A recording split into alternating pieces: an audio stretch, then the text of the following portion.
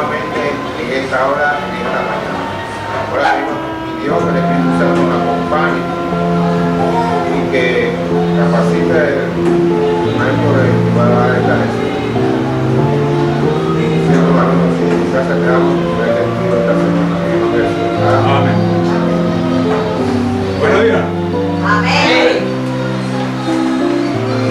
El Señor esté con todos ustedes, ¿verdad que sí? Amén. Y mi pregunta inicial en todas las reuniones siempre es la misma. La voy a repetir otra vez a ver si ahora sí ya la aprendemos. ¿Cómo están? Siempre gozoso. Siempre gozosos, así mismo es. Siempre gozosos, gracias a Dios. Hija, te me sienta, por favor. Ahora acá. Ella quiere dar la clase. Ella va a dar la clase. Miren esta belleza. ¿Ah? Dios es grande, ¿verdad que sí? ¿Ah? ¿Te vas a portar bien? Venga, mamá. Te vas a portar bien. Ahí. Nuestro estudio para esta semana amerita que hagamos primero una introducción. Hermano Ruda es acá. Hermano Ruda, la lección de la semana pasada. ¿Qué nos decía? La pasada, no esta. ¿Y por qué es importante la lección de la semana pasada? Con esto ahora les voy a decir. ¿Qué decía la lección de la semana pasada?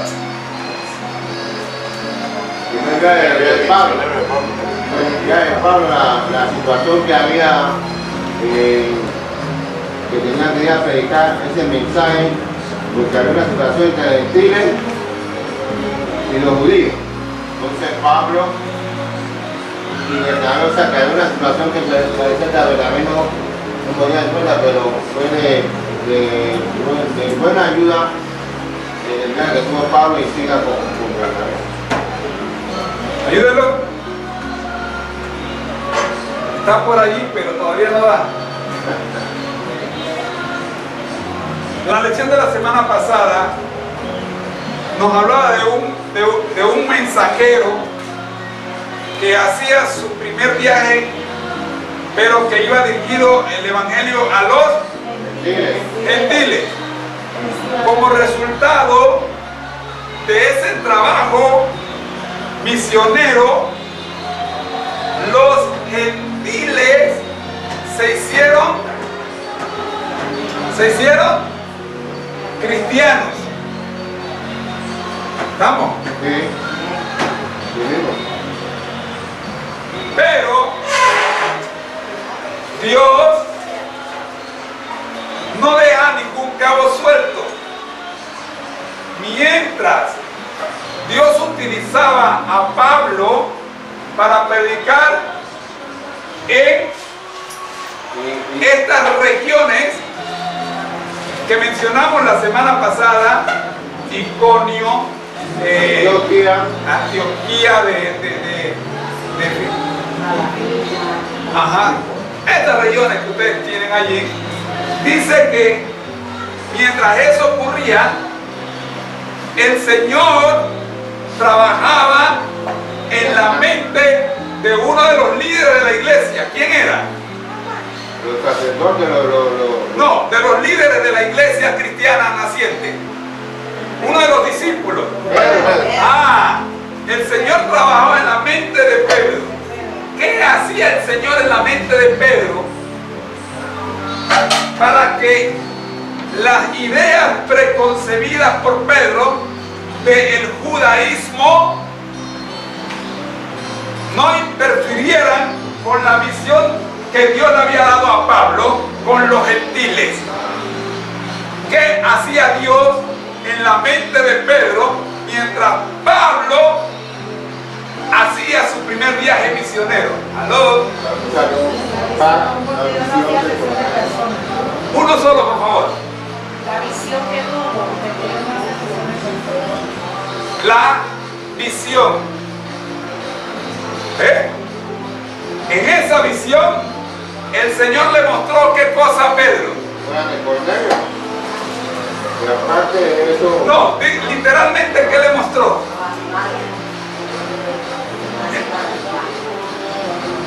Le mostró toda especie de animales que no se pueden o no se deben comer.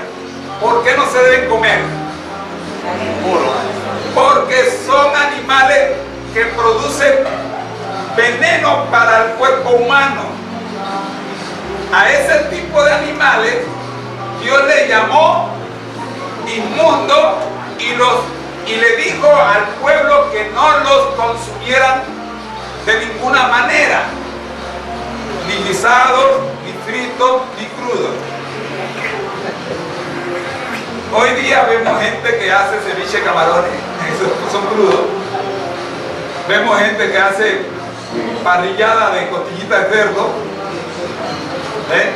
Y cuando yo menciono la palabra cerdo, algunos se pasan la lengua por los labios porque añoran el sauce. Y cuando Pedro miró eso, él nunca en su vida había comido sauce. Y ahí estaba la patita de sauce. Y Dios le dice, mata y come. ¿Qué problema tenía Pedro? Señor, desde que yo soy niño me han dicho que eso no se come.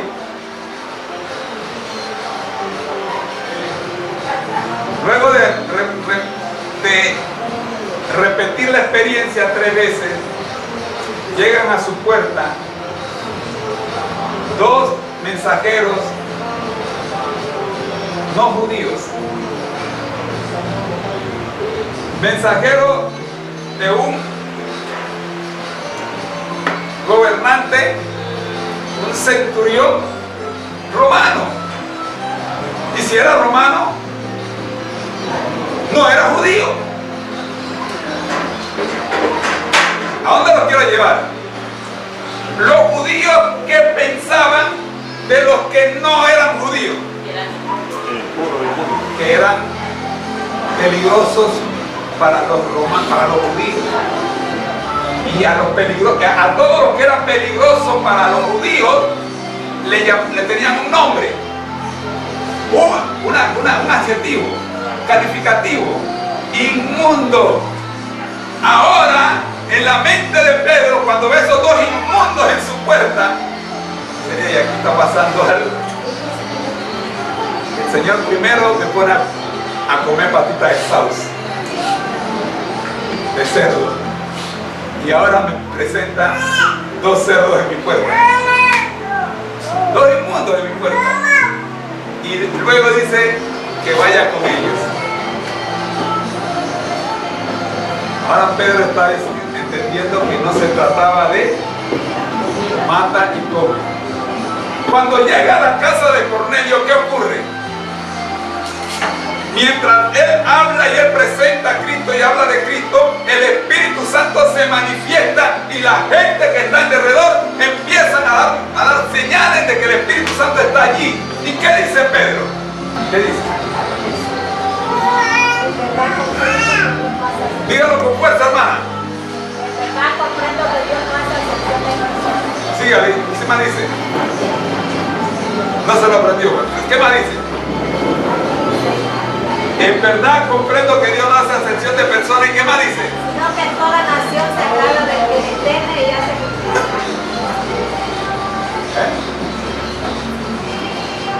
¿Qué entendió Pedro? Que a los que él llamaba inmundo, la muerte de Cristo en la cruz también los alcanzó. Hoy día nosotros podemos estar llamando inmundo a los piedreros, a los drogadictos e incluso a los hermanos de iglesia que por alguna razón se equivocan y llegan a pasar por algún crisol o alguna crisis con las drogas, llegan a pasar algún divorcio, llegan a pasar alguna enfermedad terminal como el SIDA. También nosotros los colocamos, como hacía Pedro, con los que no eran judíos. Lo colocamos allá a un lado. Son injustos. Ahora la pregunta es, ¿vamos a continuar así? ¿Vamos a continuar pensando que el que no es como yo es inmundo? A él no lo puede alcanzar Dios. Ese es el tema central de la lección de esta semana. ¿Será que solo se salvan los que están en la iglesia?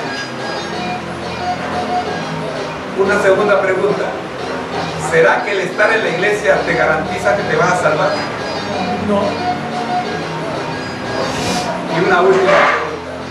Entonces, ¿para qué estoy en la iglesia?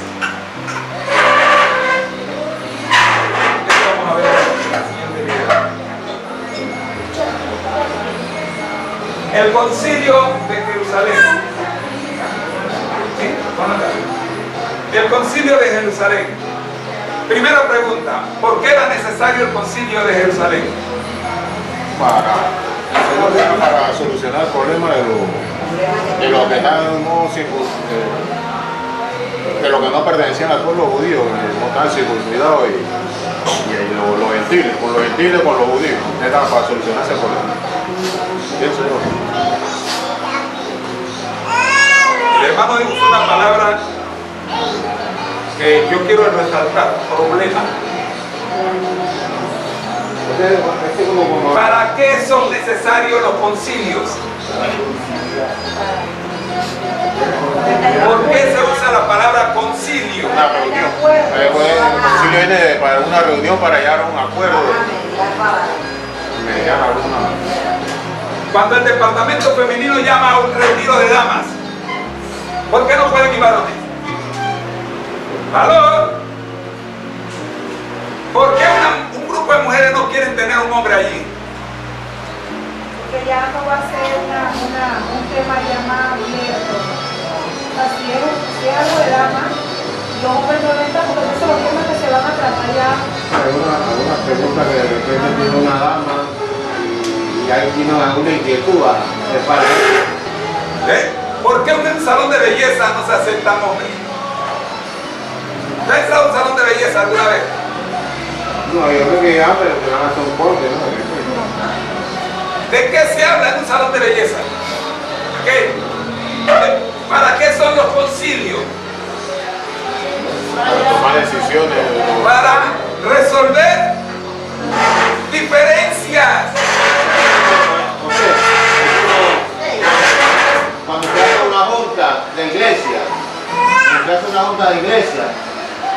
es como el objetivo de que haya un problema dentro de la iglesia y que la junta pueda solucionar y reconciliar que haya un problema dentro de la iglesia. Gracias por mencionarlo. De paso, la junta más importante de la iglesia, ¿saben cuál es? No es la que forman los 18 gatos que vienen a la iglesia, que se llama junta de iglesia, no. Es la, ¿cómo se llama? La junta administrativa, donde participan todos los miembros bautizados de la iglesia. ¿Ya? Pero la junta de iglesia no se reúne cada mes. Debiera. La junta administrativa se convoca solo para defraternizar miembros. ¡No! La batalla dice: la amplia aceptación del evangelio por parte de los gentiles supuso un problema para los judíos. ¿No debían vivir todos bajo las mismas reglas? ¿Por qué los judíos se circuncidaban y los gentiles no? El problema de fondo trataba sobre el método de salvación por obra.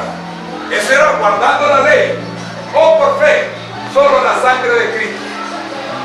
La lección se divide en tres partes. La primera parte presenta el problema. Allí se habla de la ley de Moisés. Y más tarde vamos a ver por qué le llaman la ley de Moisés y no dice la ley de Dios. La segunda parte, en la segunda de esta parte dice el rito de la circuncisión, que era el tema central que usted dijo, hermano, que usted mencionó, el rito de la circuncisión. La segunda parte es el debate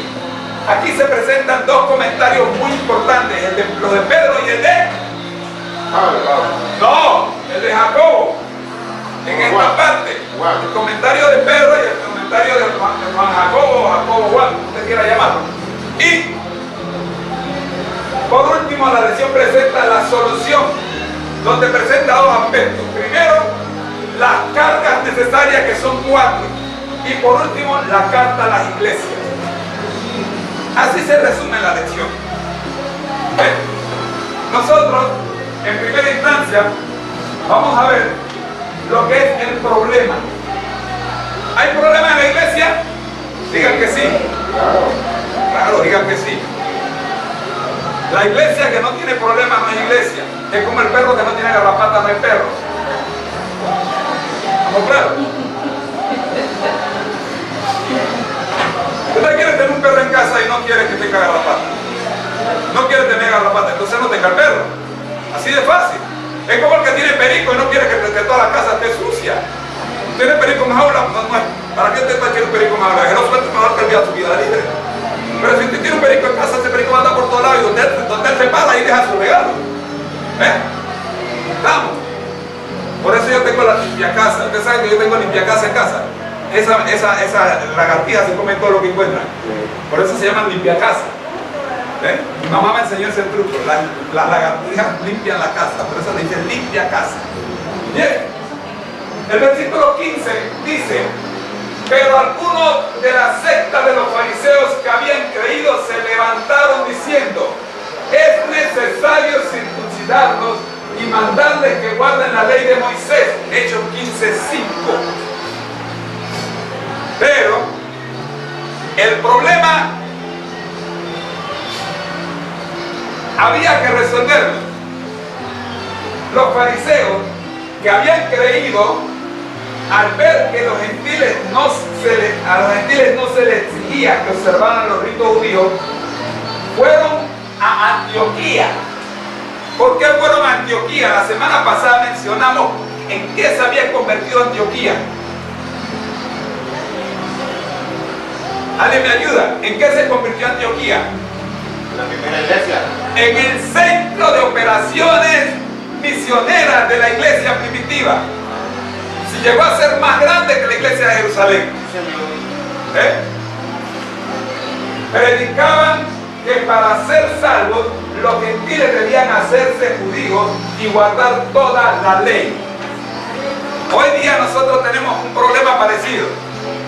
Esto chocaba frontalmente con el evangelio que predicaba Pablo y Bernabé. Entonces había un evangelio que predicaban Pedro y Jacobo, y había otro evangelio que predicaban Pablo y Bernabé, y los dos evangelios chocaban, y los dos evangelios decían que venían ¿de quién? De Cristo. ¿De qué? Uno era de Moisés y el otro de Cristo. Pablo y Bernabé decían que solo la salvación es solo por fe, sin las obras de la ley. Este acalorado debate amenazaba con romper la unidad de la iglesia. Los dirigentes de Antioquía decidieron pedir el consejo de los apóstoles y ancianos para resolver la cuestión.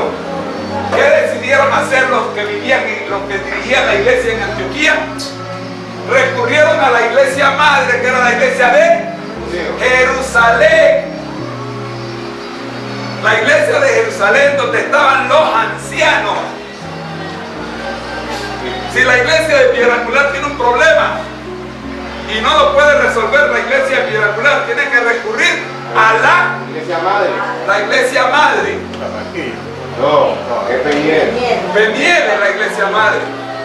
Es recurrir a la iglesia madre y pedir consejo. La iglesia madre se reunirá con el pastor y le buscarán una solución, porque toda iglesia tiene una mamá y toda mamá tiene hijos, ¿verdad que sí? ¿Ah? Dice la hermana acá, yo tengo dos. Ajá. Amén. Ese es estéril. Bien. Ahora que vaya. No hay madre estéril. Que yo sepa, no hay madre estéril. O es madre o no es madre. Ahora bien, hay madres que crían. ¿Ven? Hay madres que crían, pero también hay abuelitas que también son tremendas. ¿Verdad, abuelita? La situación también. El rito de la circuncisión bendición que era. Espérate que se me va el tiempo, esto está programado ya. El versículo 1 del capítulo 15 dice: entonces algunos que venían de Judea enseñaban a los hermanos. ¿De dónde venían? Venían de Jerusalén y le enseñaban a los hermanos: si no os circuncidáis conforme al rito de Moisés, no podéis ser salvos. Hermano, esto nos enseña algo, que aunque el predicador venga de otra iglesia nuestra, lo que él dice no necesariamente es. Cierto, estos hermanos venían de Judea, venían de la iglesia de Jerusalén, de la iglesia madre. En este caso, nosotros tenemos que decir, venían de otra iglesia de la misma denominación, no eran fariseos. Venían de la iglesia cristiana primitiva. La disputa no era sobre mandamientos de hombre, sino acerca de una orden divina. Si algún extranjero morare contigo, sea circuncidado todo varón, dice Éxodo 12:48. Confundieron una señal de pertenencia al pueblo de Dios con una señal de salvación. El aceptar lo que ellos enseñaban echaba por tierra todo. Miremos las 4 cosas que echaban por tierra. En el versículo, en Gálatas 1:37, nos dice, perdón, 1:7, nos dice que el aceptar lo que estos cristianos judaizados, porque eran judaizados, o sea, su base, la base de su evangelio era la ley de Moisés, que era una costumbre que había adquirido el pueblo siguiendo órdenes de Moisés, que Moisés había recibido ¿de quién? De Dios, pero eran órdenes dirigidas exclusivamente a los judíos. ¿Me explico? Estas órdenes que dio Dios por medio de Moisés no eran para los que estaban fuera del pueblo judío. Si los que estaban fuera del pueblo judío decidían unirse a los judíos, entonces tenían que cumplirla. ¿Me explico?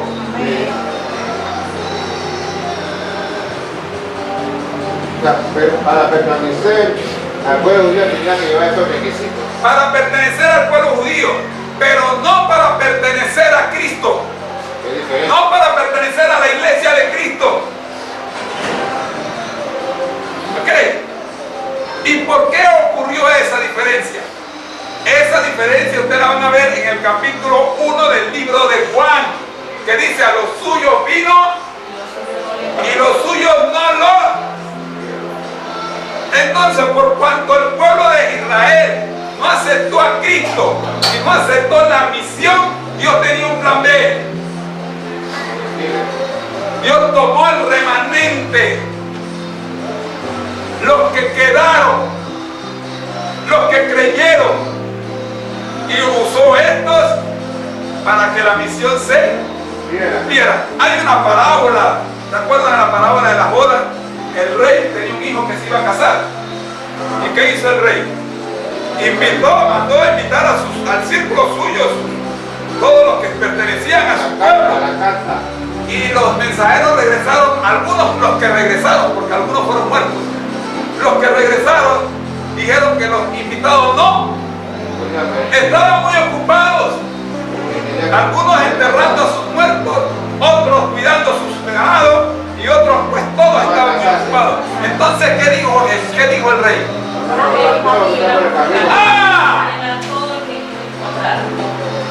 Si ellos no quieren, entonces vengan los que están en las calles. ¿Quiénes estaban en la calle? Nosotros. Por eso nosotros ahora somos invitados a la boda.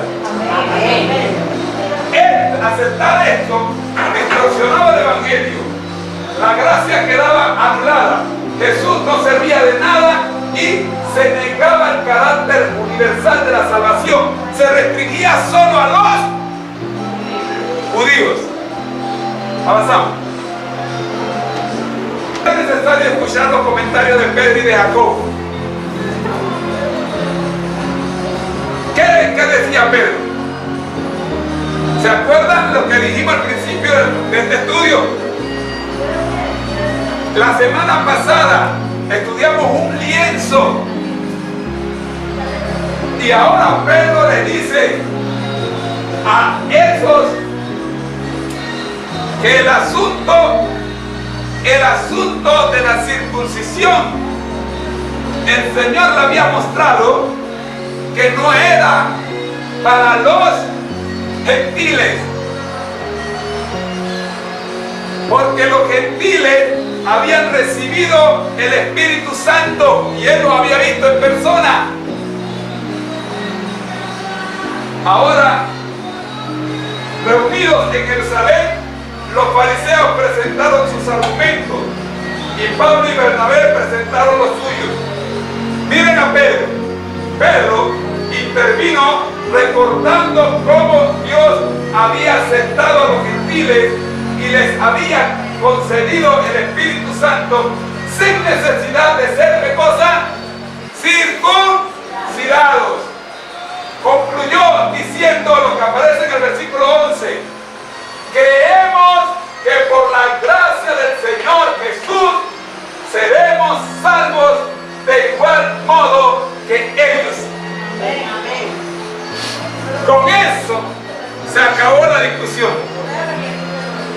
Jacobo, que era considerado una autoridad dentro de la iglesia, usó el libro de Amós, la profecía de Amós 9, 11 y 12, para recordar que Dios ya había predicho la inclusión de los gentiles en el plan de salvación.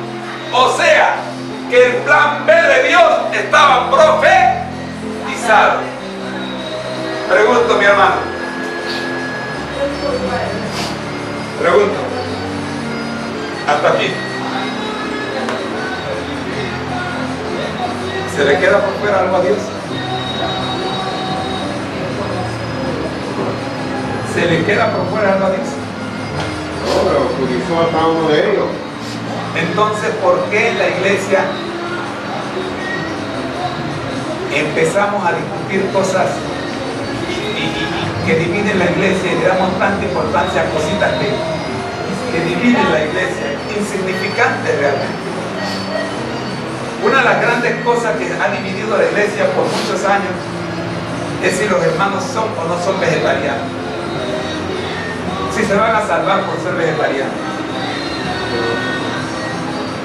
Pregunto, ¿tienen los vegetarianos ventaja sobre los no vegetarianos? No. En cuanto a la salvación. No. Pregunto, ¿tienen los vegetarianos ventaja ante los no vegetarianos en cuanto a que Dios los utilice? Sí. Sí. Porque una mente sana, una mente libre de las toxinas porque tienen los animales, es una mente más abierta para entender el mensaje de Dios. Y de eso se trata la vida vegetariana. Es un asunto de salud. Por salud. Por eso el pueblo de Dios tenía 4 condiciones para que debían mantenerse. Miren las condiciones. La primera condición era no relacionarse con los ídolos. Los que quieren pertenecer al pueblo de Dios, desde los días de Pablo y de Pedro, desde los días de la iglesia primitiva, deben entender que los que pertenecen a la iglesia de Cristo, a la iglesia verdadera, no tienen ídolos. Ahora usted me dirá, hermano, pero si nosotros no tenemos imágenes, hermano. No, ahí no habla solo de imágenes. ¿Saben que hay gente que idolatra a sus títulos? ¿Sabe que hay gente que idolatra su teléfono celular? Conozco gente que cuando salen de su casa y se recuerdan que se les quedó la Biblia, no regresan a buscarla. Pero cuando salen de su casa y recuerdan que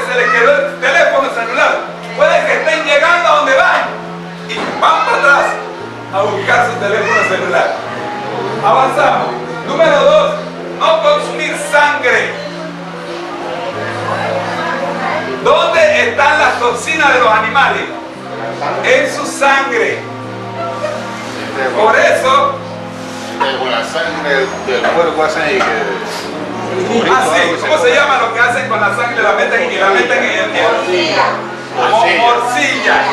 Hay una canción que habla de la morcilla. Del huevo y de la vaca también. Sí. Y usted puede poner la cara aquí si es rico. Mira cómo pone la cara aquí. Ella nunca lo ha comido. Yo comí bastante morcilla. Yo comí cuando estaba peladita. Y me percaté que por eso andaba mal en la escuela. Apenas de comer morcilla me volví bueno en matemáticas. Varias personas. Número 3. No comer carne de animales. No comer carne de animales ahogados. Cuando preparamos esa carne. Número 4. Evitar la inmoralidad sexual. Mis hermanos queridos, ustedes saben que en los tiempos de Jesús ya existía la inmoralidad sexual. Por eso era que la samaritana tenía que ir a coger agua a mediodía, porque ella no podía mezclarse con las demás mujeres que cogían agua tempranito a las 6 de la mañana. Ella tenía que esperar que el sol estuviera bien fuerte. Ni siquiera podía ir en la tarde cuando el sol ya había bajado. Tenía que ir cuando el sol estaba bien fuerte, porque no había otra mujer, porque a ella la consideraban una inmoral sexual. Pero a esa hora llegó Jesús y le dio agua de beber. Y fue ese instrumento el que Dios usó para que toda Samaria se salvara. La carta que soluciona el problema. Llegamos a la última parte. Solución al problema.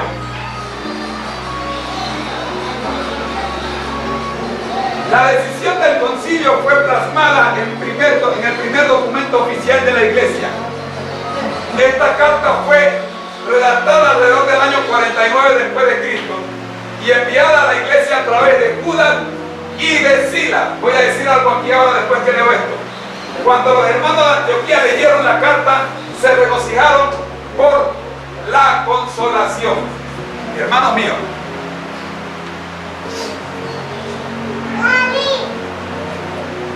de ahí dice que se escogieron 2 delegados. Dice que se escogieron 2 delegados. ¿A quién? Judas y Silas. Pregunto, ¿esta iglesia en algún momento ha escogido delegados para que vayan a algún seminario o algún concilio? Concilio no. Seminario. Reuniones. Y pregunto, cuando el seminario, la inscripción al seminario implica costo, ¿quién paga la ida de ese delegado? ¿El delegado o la iglesia? A veces parte, dependiendo, ¿no? En la mayoría de los casos lo paga la iglesia. En la mayoría de las iglesias lo paga la iglesia. Y si la iglesia paga, ese costo es una inversión, no es un gasto. El delegado, el hermano que va en calidad de delegado, debe ir responsablemente a participar de la reunión y terminada la reunión debe regresar a la iglesia. ¿Y qué debe hacer? ¿Y qué es lo que ocurre en la normalidad?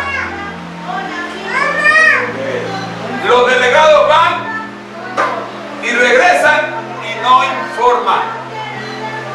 Al delegado debe darse un espacio el siguiente sábado de la reunión para que él exponga a la iglesia los puntos que se discutieron en aquel seminario o aquel concilio y las conclusiones a las que se llegaron. Eso ocurrió en Antioquía con Judas y con Silas, que fueron escogidos como delegados para llevar la respuesta a solución al problema a la iglesia. Y dice que la iglesia respondió ¿cómo? agradablemente respondieron, se unieron. Pero todavía había algunos que insistían en que eso no debería ser así. Y no fue sino hasta cuando Pablo se enfrentó a Pedro que el problema se resolvió. Yo me imagino. ¿Se acuerdan que Pablo llamó a Pedro hipócrita? ¿Se acuerdan por qué lo llamó? Pues si ese problema hubiera seguido y no se hubiera solucionado, hasta hoy día eso hubiera sido un problema serio hoy día. Hermano, y usted no sabe algo, que el problema se solucionó, pero todavía hoy día hay quienes no aceptan las decisiones del concilio, de los concilios. ¿Eh? Todavía hay quienes no aceptan las decisiones. El concilio decide, por ejemplo, el concilio decide que el hermano que quiera ser bautizado, el no adventista que quiera ser bautizado, pues debe ser bautizado. Pero todavía hay hermanos en la iglesia que dicen que el hermano debe pasar 1 año o 2 en la iglesia dando muestra de que en verdad vive las normas de la iglesia para entonces ser bautizado. Pero yo no encuentro eso en el manual de iglesia. ¿Ve? No me quiero meter en eso, hermano. No me quiero meter en eso. Lo mencioné en una iglesia y se me formó una mercocha.